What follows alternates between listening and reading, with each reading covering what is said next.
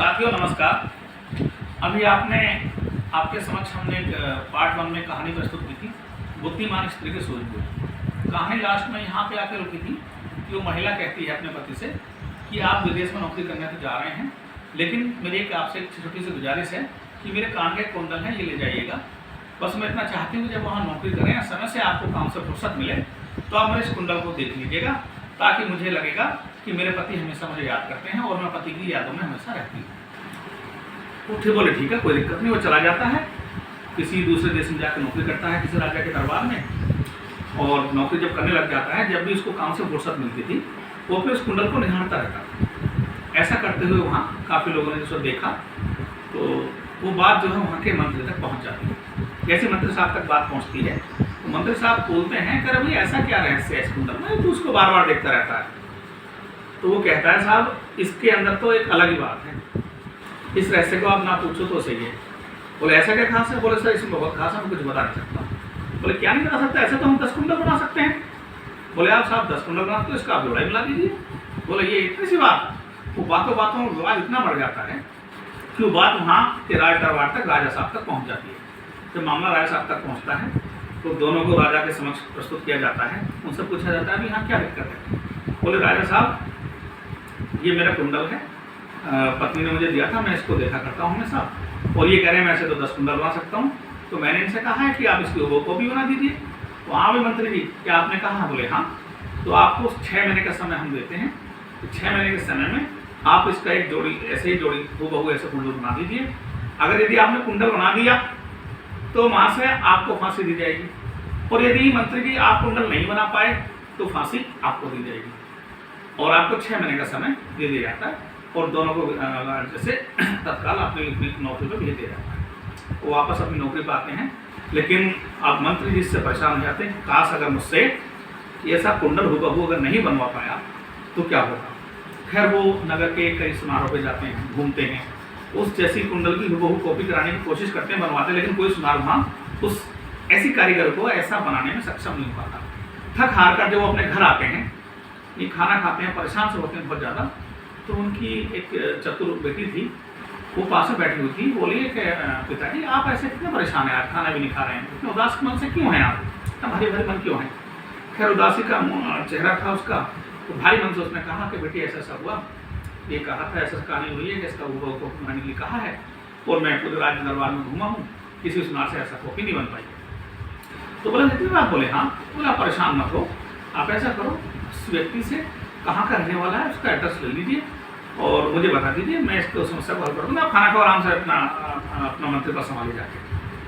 तो उसको मंत्री को थोड़ा अच्छा लगता है, वो अपनी बेटी को एड्रेस पता करके बता देता है कि वहाँ उस देश से ये उस गाँव के रहने वाला। खैर लड़की भेष बदल के उस गाँव में जाती है और कुछ सामान बेचने के हिसाब से ले जाती है, जो घर की महिलाएँ सामान खरीदती हैं दैनिक रूप में। जब वो सिर पर टोकरी रखते हुए गाँव में घूम रही थी तो उसमें सामने देखती है इस गाँव में घूमते हुए कि एक महिला आंगन में झाड़ू लगा रही थी, और उसके एक कान में कुंडल था, एक में नहीं, और कुंडल को देख के पहचान जाती है कि वो महिला है। वो धीरे धीरे उसके पास पहुंचती है और कहती है कि मैं अपना सामान बेचने आई हूँ, बहुत सस्ता सामान है, अच्छा सामान है, आप खरीदोगे तो बहुत अच्छा आपके लिए रहेगा, आपकी सुंदरता में 4 चांद बढ़ेंगे, आप हमारा कॉस्मेटिक का सामान खरीदेंगे। तो खैर वो देख लग जाती है, पानी नहीं पीती है और पानी पिलाती है, सामान देखती है।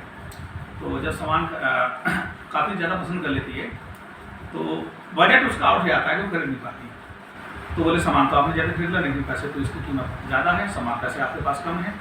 तो बोले क्या होगा? बोले ऐसा कर लो आप, सामान ये भी नहीं, मैं सारा सामान छोड़ दूँगी, आप ये कान का कुंडल दे दीजिए एक मुझे। तो बोले कुंडल तुम दे सकती? बोले क्यों? बोले इस कुंडल की कीमत तो बहुत है, आप तो क्या इस नगर में कोई और व्यक्ति नहीं दे सकता। बोले ऐसे कैसे? ऐसे कितनी कीमत इस कुंडल की? सोना तो सोने के भाव में ही होगा। बोले नहीं, इसमें बात कुछ और है। बोले तो ऐसी क्या कीमत है? बोले आपको सामने ही हवेली दिख रही? बोले हाँ। एक तो ऐसी हवेली और इस सामने बाग दिख रहा है? बोले हाँ। ऐसी हवेली बन जाए, ऐसा बाग बन जाए, उसके बराबर इसकी कीमत है। बोले अच्छा? बोले हाँ। बोले किसी हाल में नहीं दे सकती यहाँ पर सामान? तो नहीं। बोले आप मेरे जितना सामान खरीद दूँगी, जितना मेरे को होता आप ले जाइए, बाकी सामान जितना उसका इच्छा के पास बजट था खरीद लिया। तो लड़की आपसे वापस चल जाती है। बोले ठीक है, मैं सोच के बैठूँ। तो जब जाती है अपने पिताजी के पास, मंत्री जी से बोलती है कि पिताजी ऐसा बात है, उसने तो ये कहा है कि इस कीमत का एक हवेली बनानी होगी, एक बाग बनाना होगा, तो इतनी कीमत तो उसकी है नहीं, तो कैसे करोगे? तो मंत्री जी एक ही बात बोलते हैं, बेटी जहान है तो जहान है, पैसा तो हम बाद में ही कमा लेंगे। अगर ये बनाए थे और हमारी जान बच जाती तो हमारे लिए सबसे बढ़िया बात यही है। इतना कहते ही वो फिर सामान की टोकरी लेके और अपना पैसा वैसा लेके वहाँ से आती है, और वहाँ आने के बाद उस महिला से बात करके वो महल भी बना देती है, एक ऐसा बाग भी तैयार कर देती है।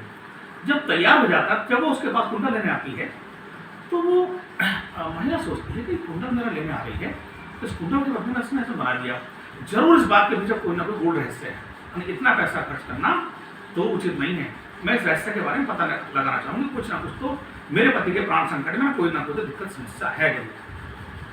समझ जाती वो चतुर्स्थिति। खैर वो कहती है अच्छा बैठ के मैं भी आती हूँ। इतने वो बैठा के उसको खाना पाने का प्रबंध करके वो पास के सुनार से आती है। वो कहती है पीतल का ऐसे हीरो डिजाइन का बना दो। बोले आप रुकिए बहन जी, आधा घंटा में तैयार कर देता हूँ। वो पीतल का एक डिजाइन तैयार करके ले आती है और इन्हें अपने पास रखती है, बाकी उसको पहन लेती है, उसको वो देती है। वो लेके चल देती है। जब वो लेकर राजा की मंत्री की पुत्री जाती है वहाँ से, तो पीछे पीछे महिला भी भेष बदल के चल जाती है। खैर वो राज दरबार में प्रस्तुत होते हैं, वो लड़का भी मंत्री जी भी। बोले देखिए राय साहब, हमने ये बना दिया है, ये देखिए आप। जब वो देखते हाँ बोले वो कॉपी। बोले आप इसको आप फांसी से अपना जाती है, उसको फांसी ले जाएगी। इतने पीछे से उसकी पत्नी आई हुई थी महिला। बोले भगवान, हे राजा साहब, हे महाराज, मैं आपसे कुछ विनती करना चाहता हूँ। बोले क्या, आप कौन हैं? बोले महाराज ये मेरे पति हैं, और इस कुंडल को अभी आपने देखा है कि ये इसका जोड़ा है। ये तो जोड़ा तो छोड़ो, ये तो असली भी नहीं है, तो पीतल का है। बोले आप क्या कह रहे हैं? बोले हाँ महाराज, आप चेक कीजिए। जब वो वहाँ के सुनार से चेक राजा के द्वारा कराया जाता है तो वास्तव में पीतल का निकलता है, और कहती है इसका असली जोड़ा तो महाराज मेरे पास है, ये देखिए। जब वो चेक किया जाता है तो सोने का होता है और हुबहू उसी का जोड़ा होता है। तो महाराज कहते हैं अरे आपने मुझे एक अन्याय करने से बचा लिया और मैं आपसे बहुत प्रसन्न हूँ। ऐसा कीजिए आप इनको छोड़िए, मंत्री जी को फांसी दी जाए। तो राजा साहब कहते हैं जब आपने मुझे अन्याय करने से बचाया है तो मैं आपसे बहुत प्रसन्न हूँ, बताइए आप क्या मांगना चाहती हैं?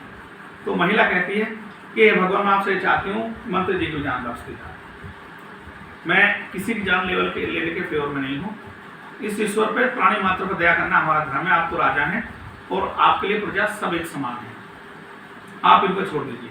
इतना बात सुन के उसके महिला के मुख से जो वर्ड सुने, इतने अच्छे सुंदर सब सुन के राजा भी खुश होता है, उनको छोड़ देता है और खुशी खुशी धंधे को विदा कर देता है।